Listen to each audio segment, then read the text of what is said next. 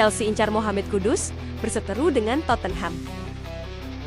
Chelsea kini serius memburu Mohamed Kudus dari West Ham United musim panas ini. Pelatih Enzo Maresca ingin menambah opsi serangan serba bisa, dan Chelsea sudah menjadikannya daftar utama setelah sebelumnya dikaitkan pada musim panas lalu. Tottenham Hotspur juga amat tertarik. Spurs disebut siap membuat penawaran sekitar 50 juta pound untuk Kudus, dan tengah dalam pembicaraan intens, memanfaatkan momen harga diringankan karena West Ham butuh dana untuk restrukturisasi skuad. Namun West Ham memasang harga tegas antara 65 hingga 85 juta pound. Mereka menolak tawaran tukar tambah dari Chelsea, termasuk paket pemain seperti Sanchez dan Dewsbury Hall, guna menjaga strategi keuangan dan posisi skuad. Selain Chelsea dan Tottenham, Manchester United, Arsenal, dan Newcastle turut mengawasi situasi Kudus.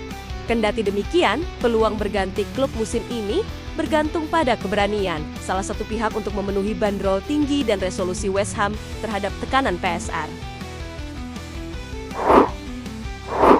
Lamine Yamal ajukan 2 permintaan khusus, rekan setim bisa gerah. Setelah memperpanjang kontrak jangka panjang hingga tahun 2031, Lamine Yamal mengajukan 2 permintaan spesifik untuk musim depan, yaitu menjadi eksekutor utama tendangan bebas dan penalti Barcelona. Kebijakan ini bisa memicu ketegangan dan membuat rekan setimnya merasa tersisih. Free kick dan penalti selama ini dibagi antara Raphinha dan Robert Lewandowski, 2 figur senior yang sering ditunjuk. Yamal menuntut hak tersebut secara eksklusif, sehingga penyerang kawakan ini mungkin mengalami pengurangan kesempatan mengambil bola mati jika permintaan pemain muda ini dikabulkan. Tuntutan Yamal muncul setelah musim gemilang, dengan 19 gol serta 18 assist untuk Barcelona dan penghargaan. Golden Boy keberanian blak-blakan ini mencerminkan kepercayaan diri tinggi dan ambisi dia menjadi figur kreatif utama di skuad senior.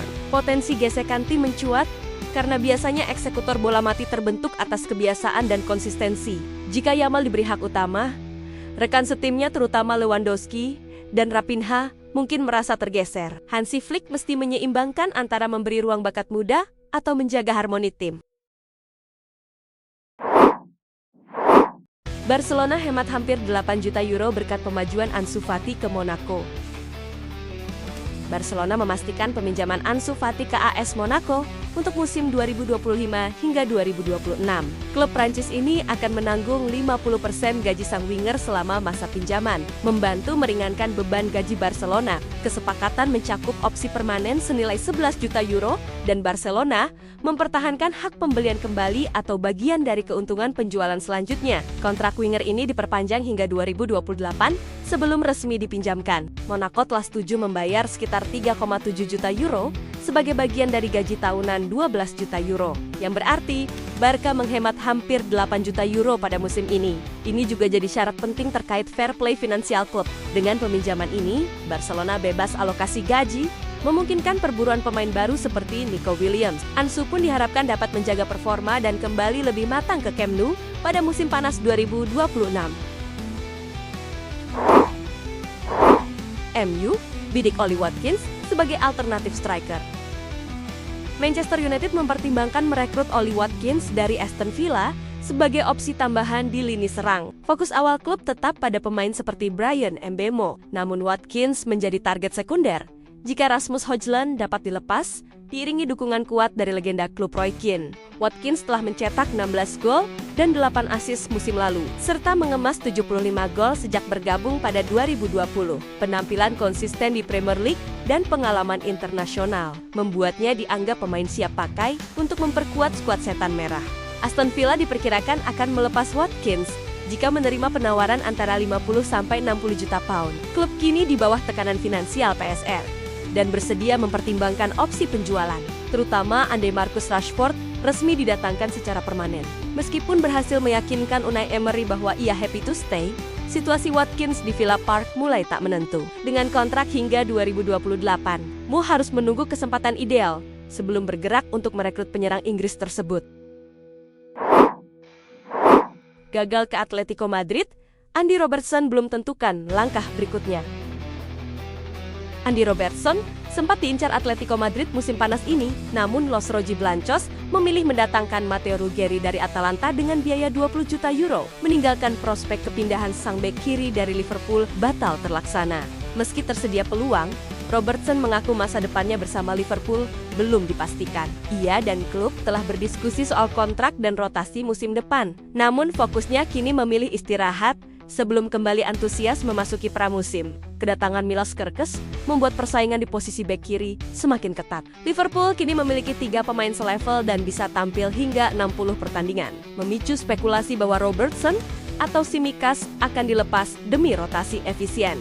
Robertson tetap optimistis, ingin bersaing dan menunjukkan performa terbaiknya di Anfield. Ia menyatakan masih percaya diri dan selalu siap konflik posisi. Namun di usianya yang memasuki 31, opsi hengkang tetap terbuka jika klub melihat kebutuhan strategis.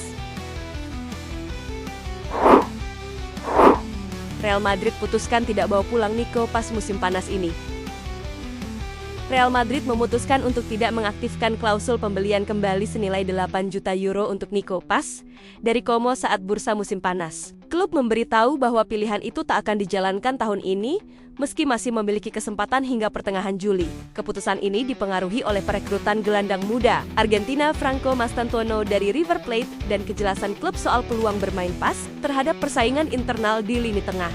Selain alasan strategi tim, Nico Paz sendiri sempat ragu kembali ke Real Madrid karena khawatir kehilangan waktu bermain. Ia memilih tetap memperkuat Como demi menjaga promosinya. Meski Madrid punya opsi buyback hingga 2027.